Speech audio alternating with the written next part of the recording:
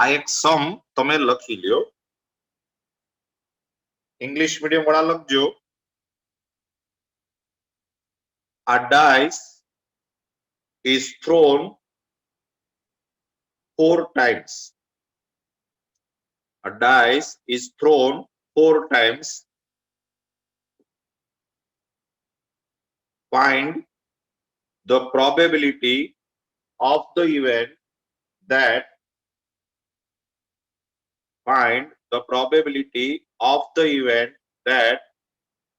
number 1,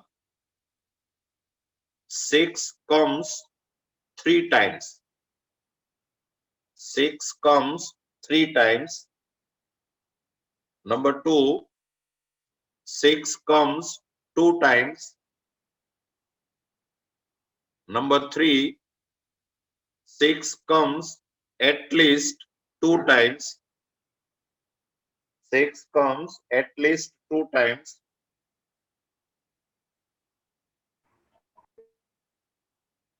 And number 4, 6 do not come anytime.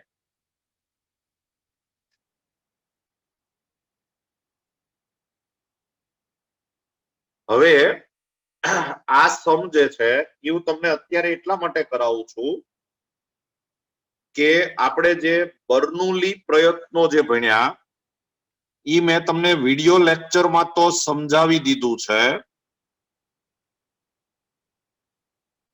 પણ અત્યારે પણ તમને થોડુંક સમજાવું બર્નૌલી. હવે આ સમ છે જો તમે સાદી રીતે કરવા જાઓ બર્નૌલીનો યુઝ કર્યા વગર, તો તમારે આમ વિચારવું પડે કે તમારે પાસાને 4 વખત ઉછાળો છો. પાસાને 4 વાર ઉછાળો એટલે ટોટલ શક્યતા 6 into 6 into 6 into 6 એટલે ઘણી બધી થાય. અને પછી એમાંથી 3 વાર 6 આવે એવી કેટલી શક્યતાઓ આવે એ તમારે શોધવી પડે. એટલે સમ તમને થોડોક અઘરો પડે.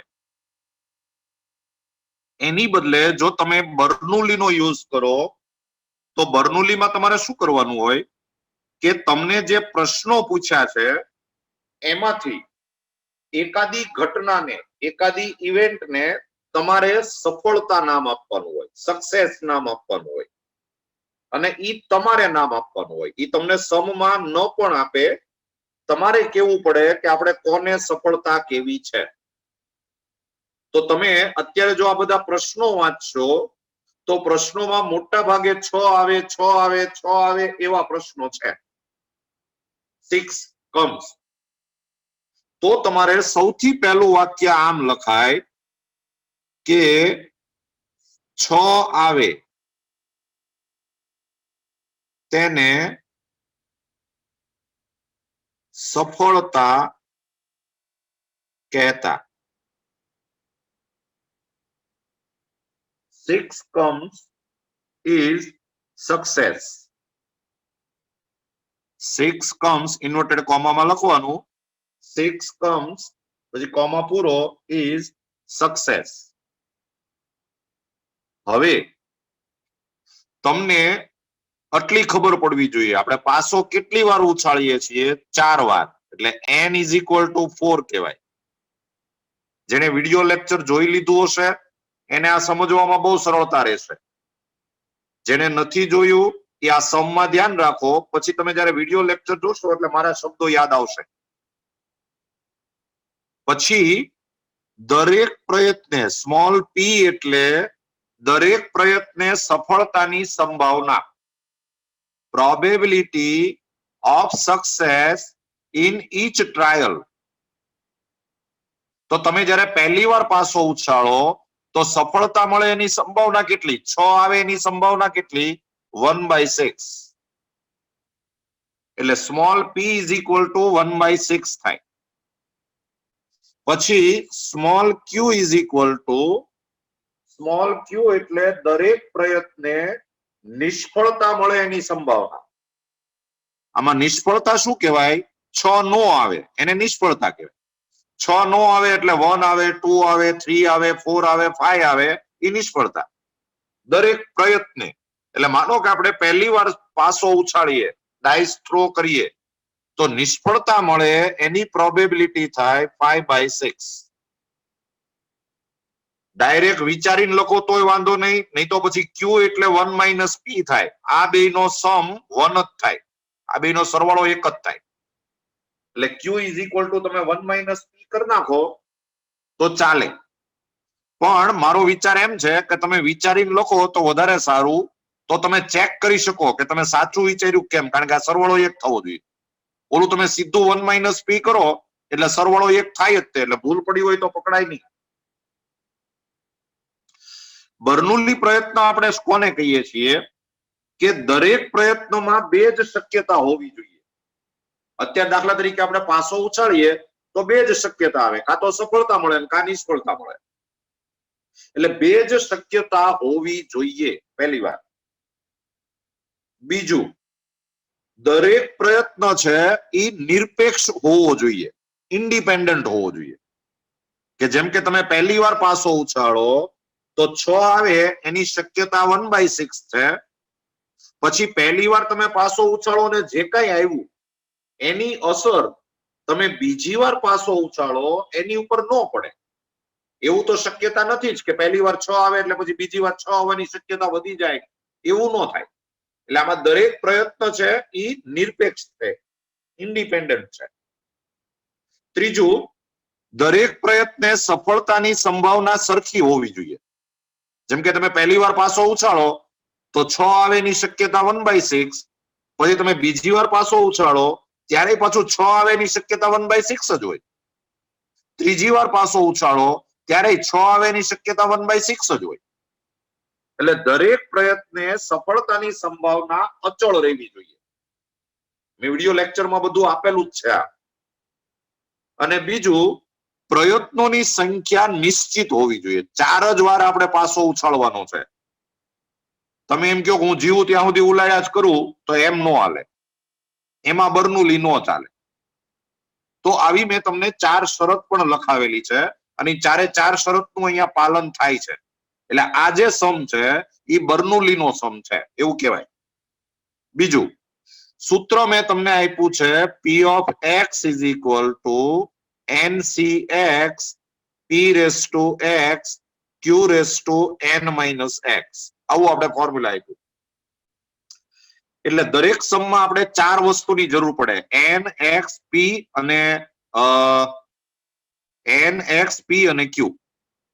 હવે જો એક કરતા વધારે પ્રશ્નો પૂછ્યા હોય તો આ x ની કિંમત નહીં મૂકવાની, બાકીની બધી કિંમત મૂકી દેવાની.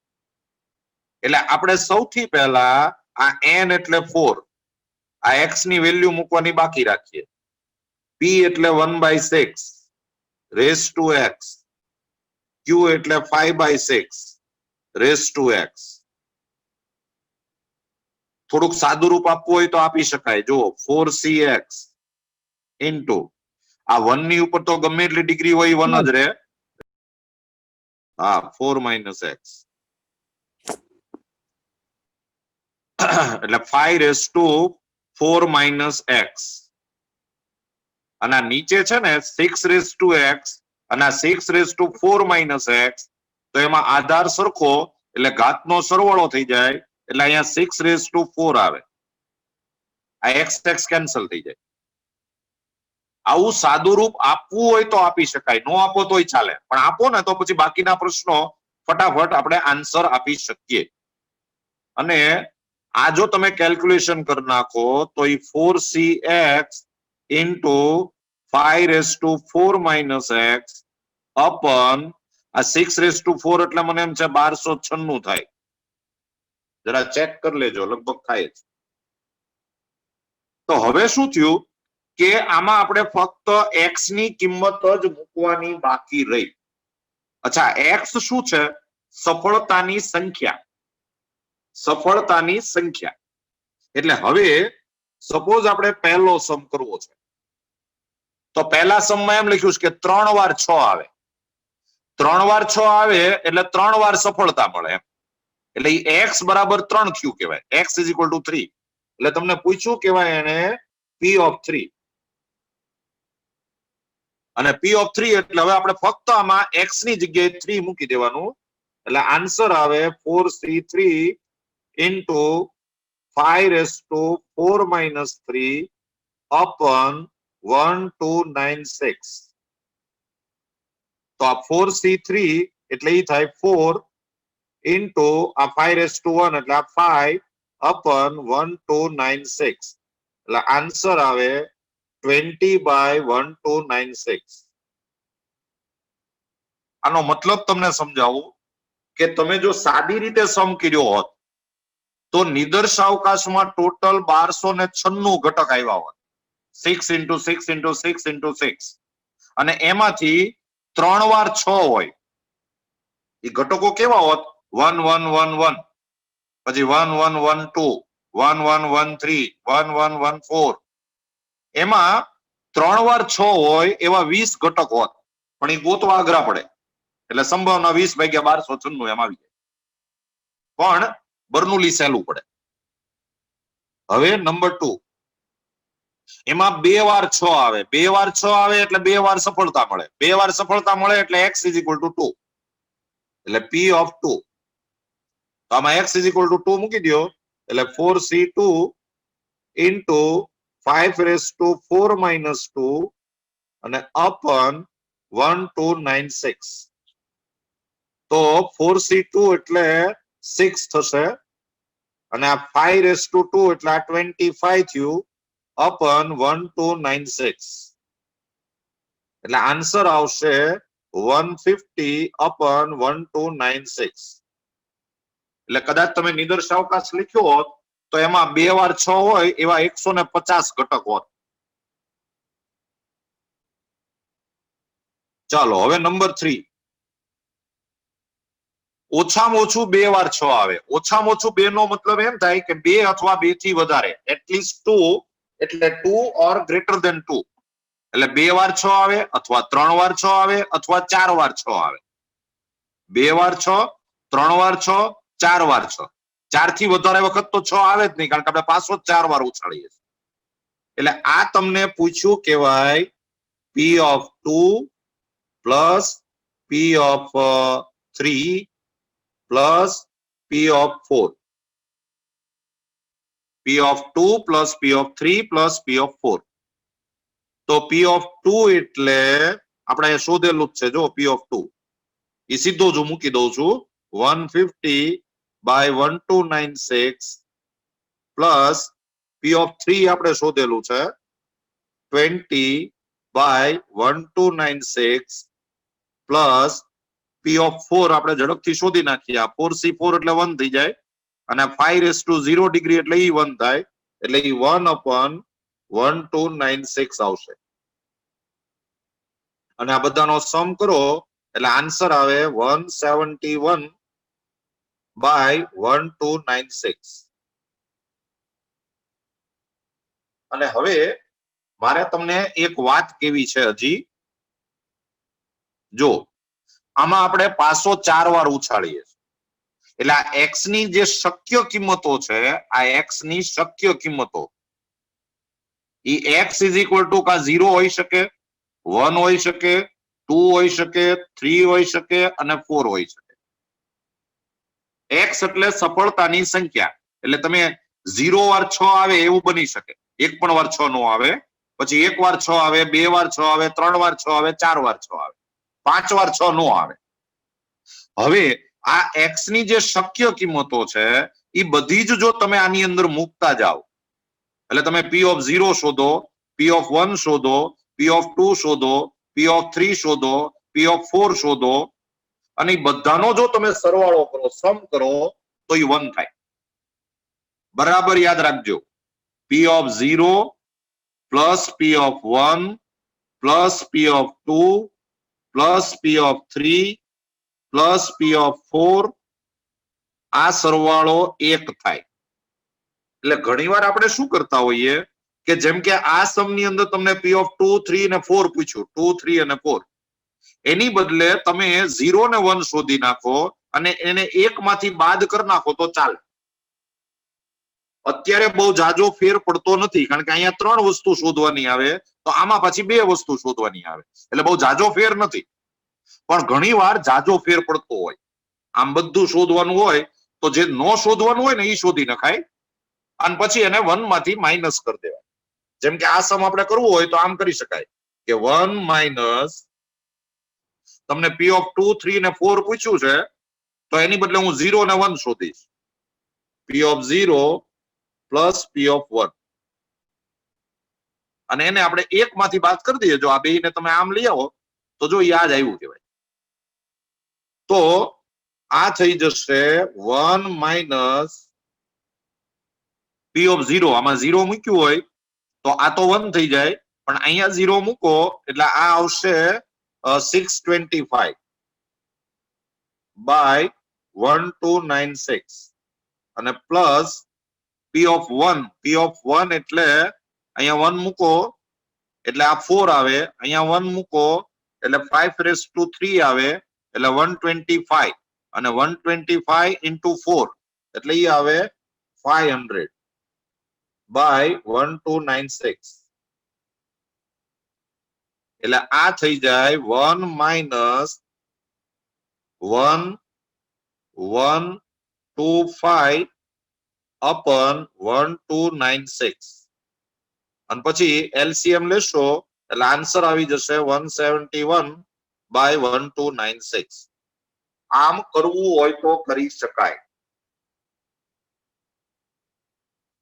અને લાસ્ટ નંબર 4 છેલ્લું તમને પૂછ્યું છે એક પણ વાર 6 નો આવે. એક પણ વાર 6 નો આવે એટલે એક પણ વાર સફળતા નો મળે. એક પણ વાર સફળતા નો મળે એટલે x = 0. એટલે તમને પૂછ્યું કે ભાઈ P ઓફ 0. P ઓફ 0 એટલે 4C0 into 5⁻⁴ - 0 અને અપન 1296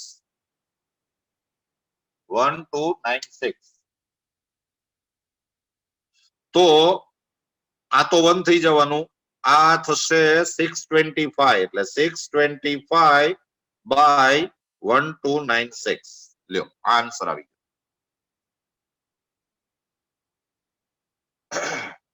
જોઈ લેજો સમ બરાબર.